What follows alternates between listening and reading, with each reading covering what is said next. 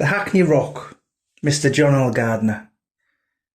He was a name that, as soon as I decided I was going to do the Paul Sykes books, or even just the one then back in the time, I knew I needed to find him for obvious reasons.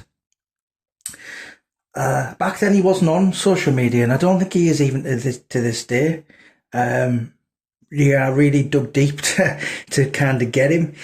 But yeah, John, it's very sad, to be honest. You know, I mean, the title to this video, so he calls his book, I think it's The Forgotten Champ. Me and him were talking, you know, Warcry Publishing did do it, someone else did it. I'm going to put the link in the bio if anyone wants to have a read of his book. I thought we should call it The Champ They All Forgot. It's quite sad for John, really, you know, considering his achievements. I think he only had something like 15 amateur fights, albeit he won 14. Didn't win any, you know, wasn't blessed with any England squads or national titles. He went pro, of course, with Mickey Duff. Who else was there really in London back in that time? And he became British, Commonwealth, European, and Ali's #1 mandatory, but he never ever got his title shot, you know.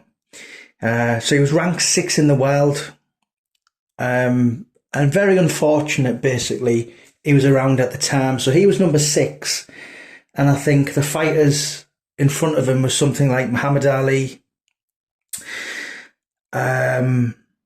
Leon Spinks, Ken Norton.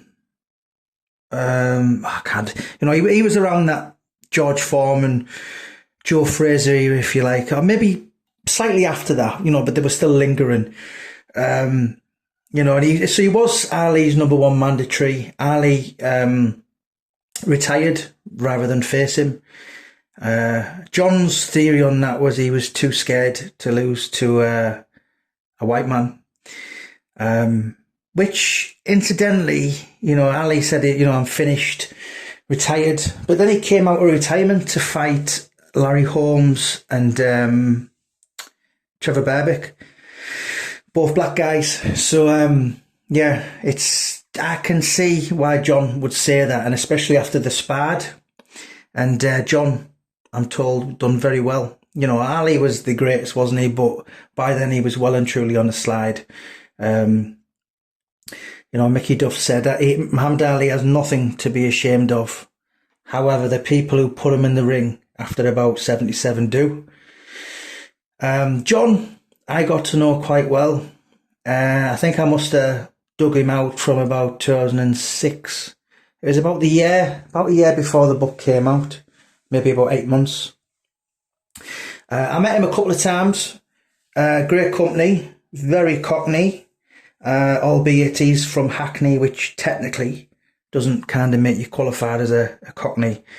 It's not sound within the barbells, it's only E1, E2, E3 and E14. So kind of Hackney's kind of not classed as the East End, it's East London.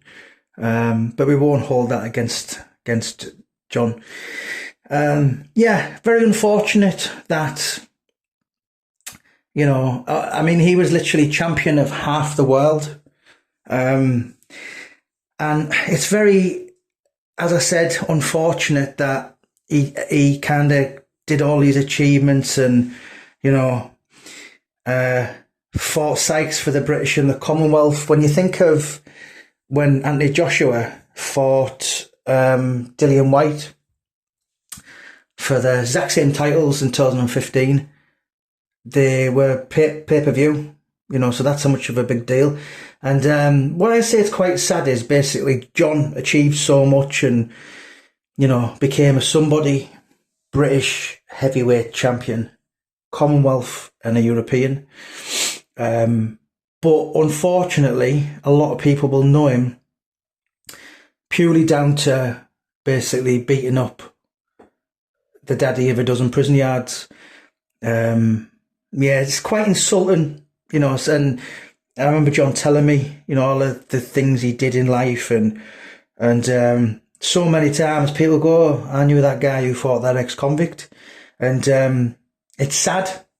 It's very, very tragic, but I do understand. For John L Gardner, I mean, when he fought Paul Sykes in '79, I wasn't even born.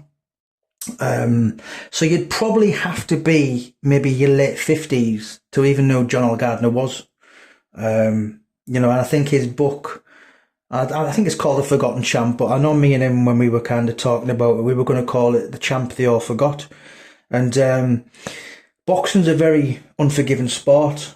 You're flavour of the month one day, and then, you're pretty much on the scrap heap.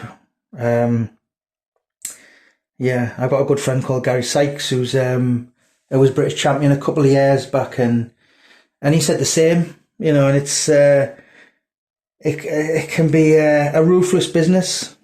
Sticking around for one fight too many, it could be fatal. I remember standing up with John, and I've met them all. I've met so many different people, ex-fighters, ex-boxers, footballers, kind of thing. But I remember stood up with him. I'm just trying to think. So John would be about, I think, so Sykes would have been 77. I think John was about, so he'd have been about 7. John will be about 70 now. And I spent a bit of time with him about 7 or 8 years ago now.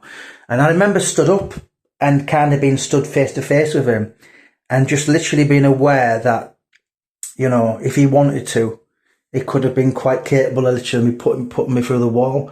He wasn't the biggest heavyweight by any means. John kind of moulded his game on, the clue's in his nickname, so he called himself the Hackney Rock. And obviously he based his whole style on Rocky Marciano, who wasn't the biggest either. But Rocky Marciano was tenacious, and John's style was pretty much relentless. Obviously Marciano could take people's heads off, and the 43 knockouts in 49 fights shows that. John wasn't the biggest puncher. He was more, don't get me wrong, his knockout percentage was good, but he wasn't really, like a Julian Jackson or a Gerald McClellan or someone who could really take it out with one shot. He was kind of would wear you down, and obviously he did that with Paul Sykes very, very well. Him and Terry Lawless, they had a superb game plan. If you watch that fight, you can kind of hear Terry Lawless shouting, "Now, John." And he said, every time I do that, I knew that was the sign to release the right uppercut. And you can watch that fight. He basically caught Sykes so many times it was embarrassing with the right uppercut. So there's obviously worked on a meticulous game plan. But John L Gardner, yeah, he should be far more appreciated, far more remembered, he should be given a lot more credit than actually just beating some ex-con up who, let's be honest, was he was half decent, I suppose, but he wasn't he wasn't worth talking about in a boxing sense. He wasn't any kind of British champion or anything like that. And yeah, it is a shame, John L Gardner, and yeah, lovely man. He's I'm just trying to think. So he was given 5 years to live. He told me that in 2016. I'm just so what was that? What's the maths? 8 years ago, and he's still doing well, and really, really happy to hear John still plodding on. And yeah, he should be far more given the credit he deserves, much more than he is. But yeah, John L Gardner, the champ they all forgot.